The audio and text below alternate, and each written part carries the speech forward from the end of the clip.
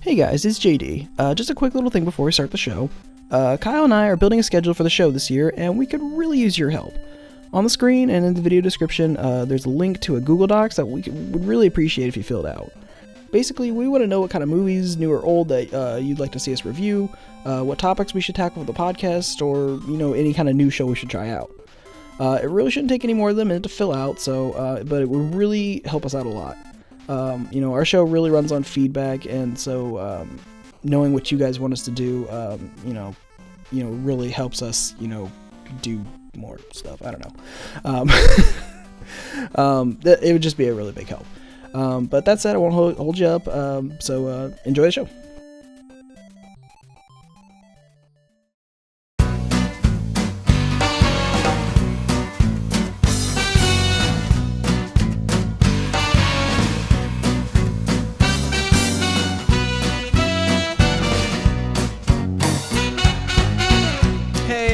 Welcome back to the Ink and Paint Club, or welcome to the Ink and Paint Club, whichever one of those applies to you, either or. Welcome to another Ink and Paint Club movie review. My name is JD, and over there is Kyle. It's me. I'm eating a popsicle. Again. And I'm jealous, because I want a popsicle. It's tangerine flavor, and it tastes like heaven. I told Kyle earlier that I like orange creamsicles, and he apparently treated me like some kind of leper. I believe the word I used was, it tastes like horse cock. Okay, then. But anyway, so this week we're going to be talking about a movie that I like very much, and a movie that Kyle does not care for. Yeah. We're going to be talking about the Lego Movie, a movie no one thought was going to be good based on its premise alone, but lo and behold, we'll see how that goes. Anyway, so Kyle, you want to tell us what the Lego Movie's about? Because you want to fuck with our structure? Okay. I'm forcing you to talk, Kyle. I don't want to. I'm the color commentator. Well, anyways. The whole movie is about a little Lego man. A minifigure, if you will. a Lego man. Yeah, that guy. Well, anyways, there's a prophecy because, cliches and prophecies and the chosen ones and all that kind of stuff. There's a big old prophecy, and there's this thing with super glue. This thing with super glue. Would you like me to take this? Yes, you do it so eloquently. All right, so for those of you who haven't seen the Lego Movie, first off, what the hell? It came out like 2 years ago. 3. Anyway. We're in 2017. Fuck, that's right. Oh God. Okay, so Lego Movie centers around Chris Pratt's character Emmett, who is a generic construction worker man working in Lego City. It has a name, I don't remember what it was. And he stumbles upon the Piece of Resistance, which is this strange object, and apparently there's a prophecy revolving around the person who finds this, who will stop President Business from taking over the world. And he meets many colorful characters along the way, voiced by many celebrity people. And justice is served. Yeah. Does that work? And then there's this weird live action-y part. And Will Ferrell talks to this kid named Finn, because kids are named Finn apparently. Finn the human. Yeah. So yeah. I don't know. Honestly, dude, I would be pissed the fuck off if my kid was fucking around with my collection like that. He spent some money. That was fucking $10,000 of Legos, and that's not even joking. Yeah. Okay. So I guess we'll just talk about the live action bit of this. So I have a very different opinion on the live action segment. Melanie told me when we were watching this last night, she absolutely does not like the whole live action segment. She thinks it's dumb, and like it was a dumb way to turn the movie. I personally like the live action bit at the end because I think it was kind of a nice way to like, you know, tie the whole thing together. And I like that whole speech that cuts between like Emmett and the kid, where they're basically saying like, you're the special, and I am, and everybody is, because everyone has the power to create, and look at all this stuff you made. Like, people took this thing and like made all this awesome other stuff out of it. And it's like showing like these like Lego short films that people sent in, and it's like, I like the weird kind of commentary that it's like, hey, Lego, you made like these awesome stuff, but then people took all that awesome stuff and made their own awesome stuff out of it, so that's cool. And I like that message. And I like the touching thing with Will Ferrell and the kid, because it's like, it was kind of ham-fisted, because it's like, I only know these characters for like 3 seconds, but... Well, see, like, I think it's kind of a shitty message. Regarding Legos and stuff, when you buy a set, you want to build the set. You want to build just like they do in the movie with the instructions. You bought it for that purpose, to build it. Not many people buy it and then go, oh, I build a robot or something with whatever they're given. That's mostly for when you buy the giant tubs of Legos, and that's like the Imaginators or whatever the fuck it's called. Well, that's usually more for the free of mind. When you buy a set like his dad had of all the cities and shit, that's what you're gonna build on.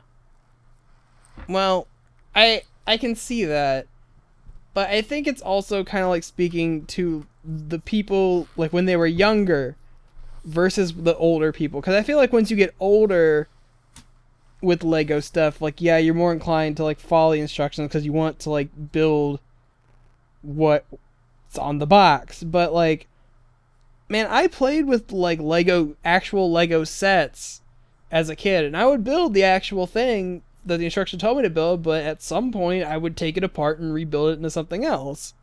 Because it's these fucking construction toys, and I'm like, I can build whatever the hell I want out of these things. See, and I made some horrible monstrosities. See, I never did that. I would build what the set was, and I would have that vehicle, and then I would have like a tub full of them. And the tub was like actually bought as pieces. They weren't like a part of any set. They were just Lego pieces. So I would use that to build other shit, but I would have my vehicle that I built, and I wouldn't like mess with it. Because when you're a kid, you throw away the instructions or something like that. That's what I would do after you're done building it. Like, I don't need this anymore. That's where it's like I wouldn't fuck with it afterwards. I think it's more about like how and I feel this way now that I'm older, is that like when you're a kid, you have like this more like unbridled sense of creativity where like anything can literally be anything. And I know I was like that as a kid, where like, you know, I would just draw whatever for no reason, or I would just build stuff and it didn't have to make sense or have to follow any kind of instructions. I just did it. But like now that I'm an adult, I kind of feel like Will Ferrell. It is like when I build Legos or I just do something, and like it has to be thought out and like has to be what I want it, like what it needs to be, not like just random stuff I put together. So so like on the one hand, I can understand Will Ferrell's character like getting mad that his kid is messing with all these Legos he spent all this time building. On that sense, I kind of sympathize with him. But on the other hand, dude, you have a basement full of Legos and you expect your kid not to play with that? I mean, seriously? Well, people have like model trains and shit, and that's like how they unwind. And if a kid was playing with it, you'd get fucking pissed. Yeah, but I think I like the kind of the compromise at the end where like the Will Ferrell dad is like, he's like, okay, and instead of like he realizes that instead of like Lego being his hobby and like the kid isn't allowed like anywhere near it, that like they could share it and like share that generational enthusiasm of building Lego from like you could pass it down. And like I think it's nice that they like come together at the end to like intricate building system. Intricate building system. See, my dad never helped me build Legos. I did that all myself. But hell, man, if I have a kid someday, I'll play Legos with them. Though Melanie said that I'm not allowed to have a Lego hobby to that extreme. Oh. She said she'd leave me if I had a hobby like that. Well, yeah, like I said, that was like $10,000 worth of I know. Legos. Like, dude, do you know how expensive Legos are? They're hell of expensive. Yeah, they're. I only buy Lego Dimension sets when they're on sale. They're really bad. Like, damn, they are overpriced. But I think the most fucked up thing my brother did was when Lego Star Wars came out. The very first Lego Star Wars set, he dropped like a couple $100 on the Millennium Falcon, and it was like this big scale set of it, and he had it in his car, and it just got fucked up, and then he ended up throwing it away. It's just like, how much would that be worth right now, even out of the box? I think that Millennium Falcon set's actually pretty pricey nowadays. Yeah, that's to throw that away. That's bullshit. Yeah, but let's talk about the voice cast, Kyle, because damn, this is like everybody in it. Yeah. Because you got Chris Pratt, who's the main character, Emmett. You got Elizabeth Banks, who she's been in movies, and none of them are coming to mind. But literally, the first thing I remember Elizabeth Banks from is from Scrubs. I can't even think. I'd have to see. I'm bad with celebrities. I have to see their face to be like, oh, that person. Yeah. You got Allison Brie from Community's on there. Nick Offerman from Parks and Rec is on there. I never got that. Like, I didn't realize that at first. Like, it wasn't until I watched it a second time. Like, oh yeah, that is Nick Offerman. Like, I did not catch that the first time because he's doing like a weird pirate voice. Yeah, I watched the movie 3 times and I never caught that. Because it's like, I'm so used to Nick Offerman having this like deep gruff voice, but for the like metal beard, he's like having this kind of high pitched voice, so it kind of throws me off a bit. I'm used to him as like ex-cop because it's just kind of his normal talking. Right. I never watched X-Cop. I should do that. Allison Brie, I don't even know who the fuck that is either. Have you watched Community before? No. Okay, then never mind. I do like some of like the background characters. Like, one of the funniest jokes, and this is literally only a joke if you watch 21 Jump Street, is that Superman and Green Lantern are Channing Tatum and Jonah Hill. Yeah. And they're just paired together, and they're like, Superman is like really annoyed by Green Lantern, but like I thought that joke was hilarious because the guys who directed this, it's Phil Lord and Chris Miller, right? Yeah. Okay, I always get their like first and last names mixed up with each other. Phil but Miller they and Christopher Lord. Whatever. Lord and Miller. They directed 21 Jump Street, and those two guys are the mains in that one, so they put them in this one, which I thought was funny. And then like Colby Smulders from like How I Met Your Mother is Wonder Woman for like 2 seconds. Yeah, I think she only had one line in the movie, and it was just, oh no, or something like that. He's like, because Batman's like, to the Batmobile, and it blows up, and then she's like, to the Invisible Jet, and it blows up. Oh, that's right. I forgot about that. That's like her one line. And then fucking Shaquille O'Neal's in here for like 2 seconds. Yeah. That's one of the best parts. And then they also have... oh no, they were ready for that. They also have that one guy, Billy D. Williams. Oh yeah, Billy D's in it for... So that whole part with Star Wars is really weird because they started making the Lego movie before Disney bought Star Wars. So it's literally the only reason they could have that scene. Oh yeah, huh? And that is a Warner Brothers movie. That's weird. It's a Warner Brothers movie, but there's so many other references in there. Like Millhouse is a master builder, I guess. Well, the interesting thing about that was they didn't announce the Simpsons set when the movie was out. Oh. I think it came out like a few months afterwards. Wasn't it like the house was the first set or something like that? It was either that or the Quickie Mart. Yeah, it was one of those. And then they did the whole minifigure set, or is like everybody. Yeah. It still bothers me that the Legos in the Simpsons episode and the actual minifigures don't look the same. I don't know why they did that, because they had like oval heads. Well, I think they were trying to make it look like the actual Lego heads. Well, everybody but they had put that, the Simpsons like, face awful, on them. Well, everybody had that awful like oval-shaped head, and Legos have like a distinct head shape. They have the little peg on the top. Right. But yeah.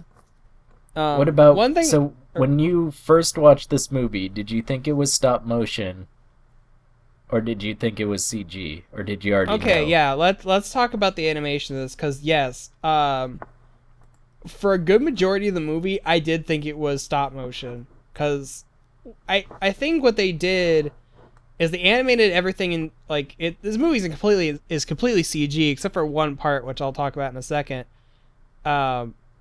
But I think what they did to get kind of like that feeling of people making their own stop motion Lego movies is where they just removed a couple every other frame, so it looks a little stop motion.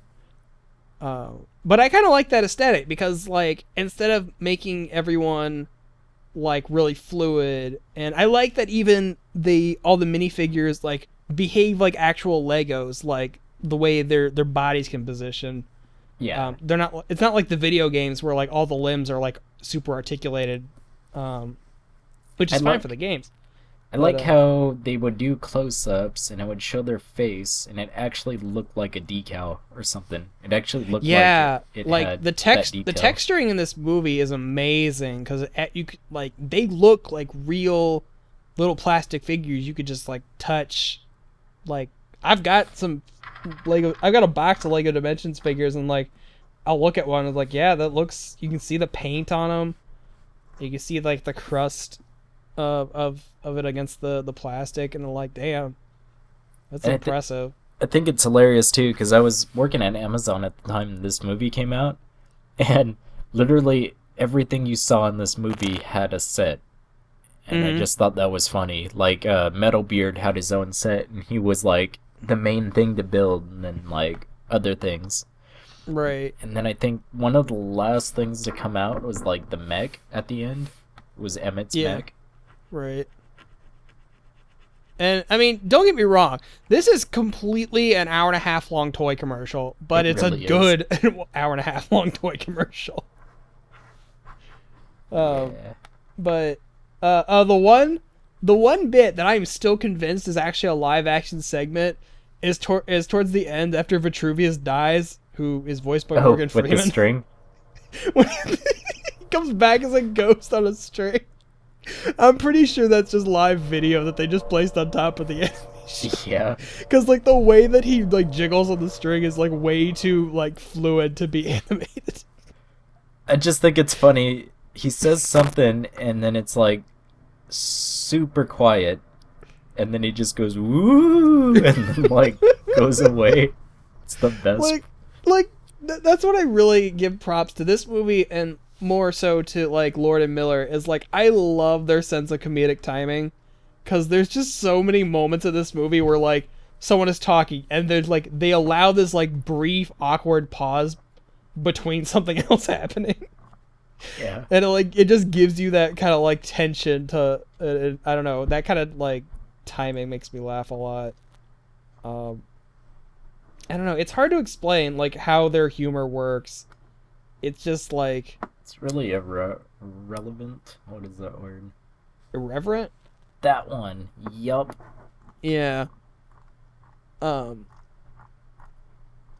don't know. I wish I could explain this better, like why I like their style so much, but like, I mean, it was the same with like Clone High, and 21 Jump Street kind of had the same kind, but it's like just the way they talk and the way they deliver lines, it kills me. I love it. It's so funny.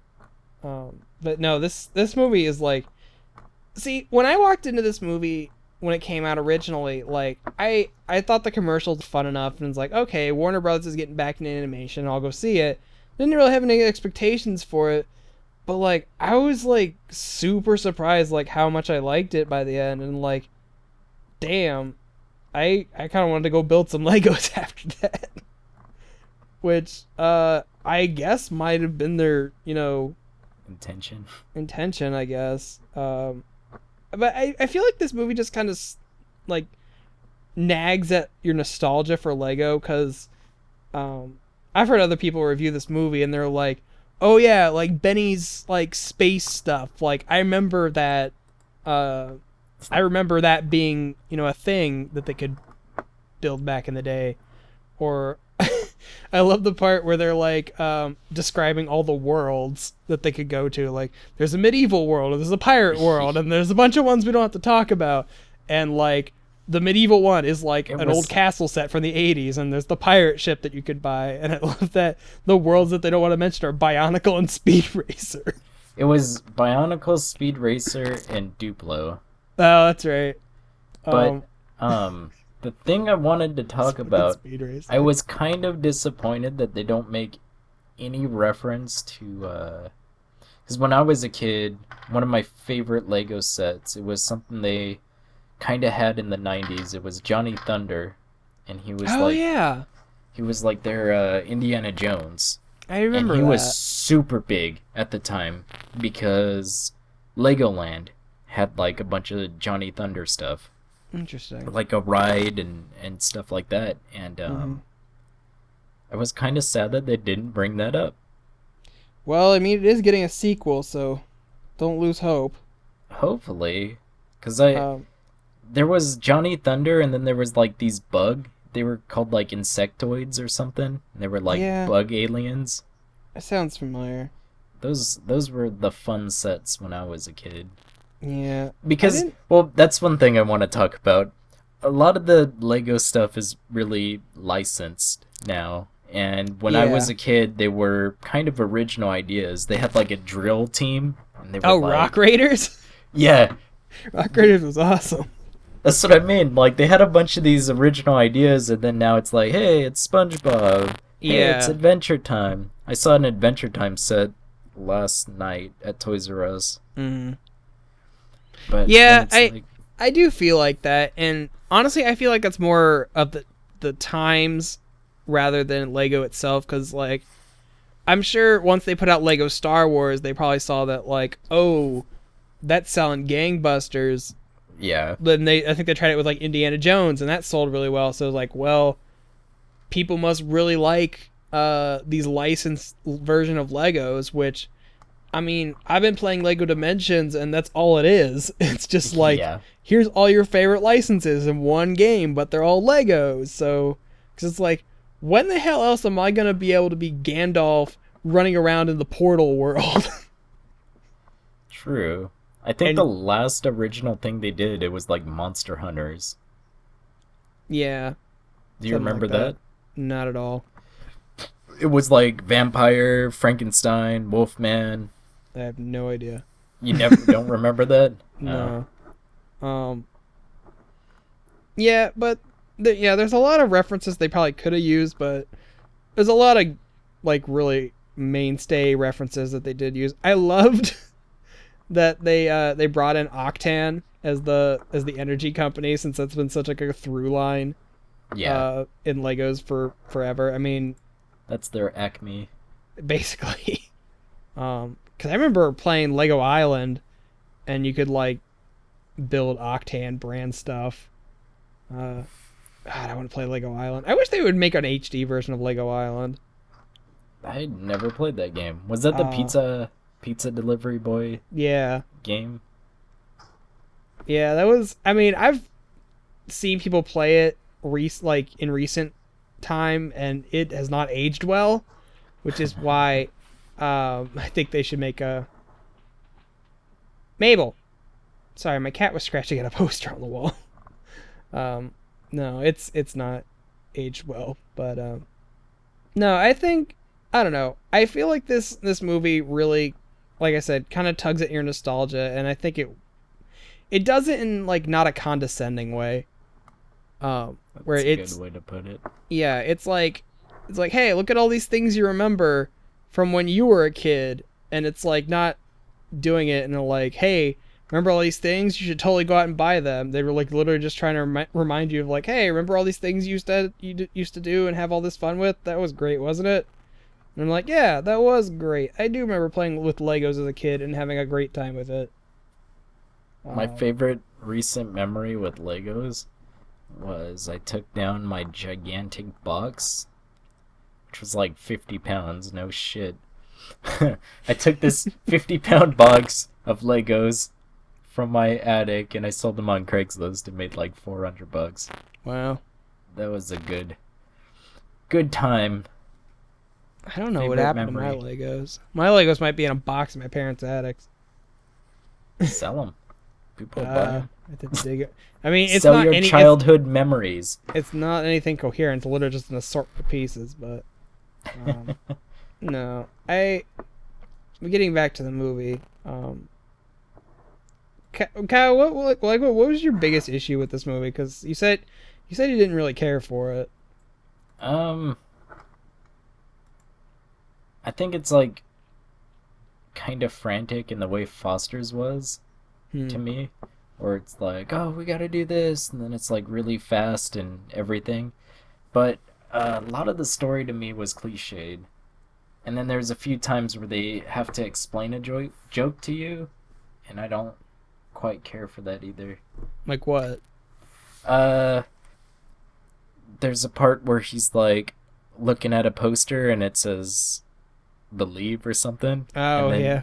Vitruvius is talking and he's like, yeah, believe. And then he's like, I know that sounds like a cat poster. Well, and he like literally just said that. Yeah, well, he said that like 5 minutes before, so it was like coming back to that. Yeah, but you don't have to say, hey, look, I'm a cat poster. You see it's a fucking cat poster. Well, he doesn't say it again. He said it before. I was like, I know it sounds like a cat poster. And then he goes and sees the cat poster.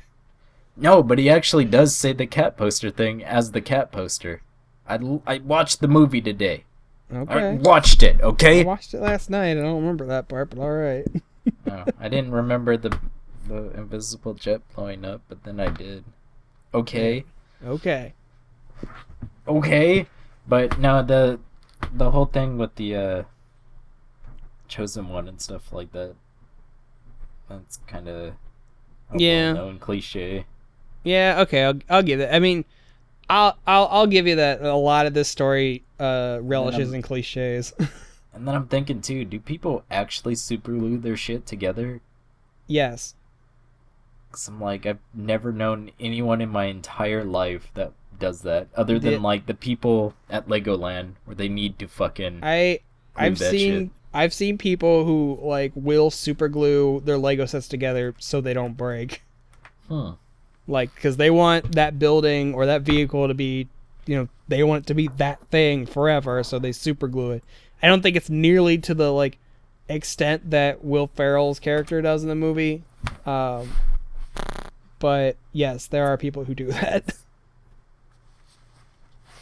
I will say, and this is probably really gross, am I the only one who thought when they shoot the Craggle it looks like jizz? Yeah, it looked pretty bad, and then it was like ice almost as well. Right, it was kind of gross, but that's a kid thing. One other thing I really liked about this was when they have like the relics chamber that Lord Business has, and it just has like all these disgusting things. Like he has an old Band-Aid and a battery, and like I love that they keep mispronouncing everything. Yeah, it's like the strap of it's Band-Aid. Well, with the nail polish remover, I did see it, and I kind of felt like they were gonna use it, and then they totally did. 'Cause I've used it before to get paint off of a toy, and it fucking works. Oh yeah, but it depends. Go on. Every time I buy a new 64 cart for my collection, I always like take I always take nail polish remover and a Q-tip to it to get all like. Sometimes there's gross stuff on there. There's been a few times where someone wrote their name in Sharpie on it, and I had to use that to get it off. But yeah, man, nail polish remover. If you need to get stains off of it, off of a hard surface, and you don't really care what's underneath it, then well, that's the way to go. There's nail polish remover, which is like, I don't know how to explain it. It's kind of low on the totem pole. Mm-hmm. Then there's fucking acetone. Yeah. Which is like... That'll just bleach everything. Well, I had a dunny, and I was trying to take the paint off, and I used acetone on it, and it started fucking melting the vinyl. Yeah? And, yeah, because that shit it will completely tear it off, but with nail polish remover, it's like almost diluted to a sense where it'll just get the paint off. Yeah, it's just for, I mean, it's for removing nail polish, but it's good for getting Sharpies off stuff and just miscellaneous gunk that's been stained on stuff. But yeah, and then bad cop killed his parents. He did. God damn it, Liam Neeson. What the hell? If there was one person to kill their parents, I would expect Liam Neeson to do it. But yeah, I think all in all, I really like this movie.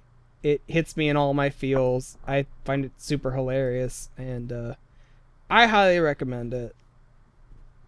What's your verdict, Kyle?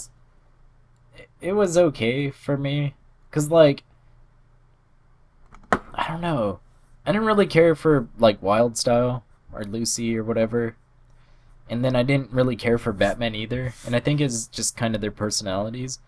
But with Batman movie coming out, I really didn't like that version of Batman, and then Batman's got his own movie. See, I kind of like asshole Batman. Oh, it's just, I don't know. I don't like it where it's like the main character, if you're gonna find him annoying, it's gonna be hard to watch a movie like that. Yeah, I mean, then, I'm really hoping that like the Lego Batman movie is not going to be a Cars 2 or Finding Dory problem. Well, I think it's going to be fun in the sense of like seeing everybody and everything and all this kind of stuff. The humor from the trailer doesn't look that great either. Is it the same people? I think it them or no? The directors I think they're producing it, but they've got a different director. Okay. So they're involved. They're involved, but not as involved. Well, they wrote the screenplay for the Lego movie. Yeah. And then they directed it as well. But yeah, like the jokes where he's like, "Oh, I'm rubbing my butt on your Batmobile. It's the Buttmobile." Like that. I just with that I'm like, oh, it's going that direction. Like it doesn't make me laugh. It just okay. So that's where it's like I'm kind of worried about it. Well, we'll definitely see, because that's gonna be our review for next week. True, and then it's like we said the last time. It's the oversaturation of Batman, where I just do not give a fuck about that character because he's in everything. Yeah. So that's another point of like me not really caring either. All right. I mean, I definitely agree with the oversaturation of Batman. I mean, fuck, we reviewed Justice League Dark the other couple weeks ago, and Batman didn't need to be in that movie. But I don't know. I personally like this interpretation of Batman because I think it's a different. We've never really seen like outwardly dick-faced Batman. True. So it's. I think it's kind of an interesting take personally, and I do have some concerns that he can sustain a movie all by himself. But I am remaining optimistic. Yeah. But to me it seems, and this is going to be my first impression from it, it's going to be Batman's going to be his way, and it's going to be the dark, brooding, full of himself Batman, and then you're going to get Dick Grayson, who seems like optimistic, cheerful, happy, and it's going to be that odd couple sense probably of a movie. And That's what my impression of seeing stuff is. Yeah, well, But it's happened so much in animated movies. We just had Finding Dory, and that's the Odd Couple movie. We just had Trolls, and that was the Odd Couple movie. That's yep. where I'm like, I don't like shit like that. It happens so much in media where it's just like, I'm kind of tired of it. Yeah, But I that's could see just me bitching. No, you're voicing your opinion, and opinions matter. But we'll see how it turns out next week. But all in all, I like Lego Movie. 2 thumbs up from this guy. Go watch it. I give it half a thumb up. Just like Someone's ass. Okay. 2.5 thumbs out of 4. There we go. It's not Out of the 5 score it thumbs. deserves, but this is a democracy. Yeah, For a little while anyway. This is Trump's America. Alright. Well, I think that just about does it for our review this week. Thanks, you guys, for listening. Like I said, we're going to be reviewing the Lego Batman movie next week, providing that we go see it, which I plan to, but we'll see. But until then, make sure you go check out our other episodes, all that good stuff, and we'll catch you next week.